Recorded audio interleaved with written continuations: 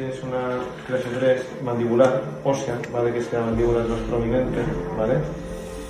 Y luego abre, esa es la máxima apertura que tienes. Y te fuerza ahí, ¿no? Cuando estás ahí. Abre. Ahí, abre. Ahí, respondido. Perdona, ahí no está. Eso es un indicativo de que bruxas mucho, ¿vale? Y al final te vas a cargar el cóndido, los dientes, que los tienes muy desgastaditos entre ellos.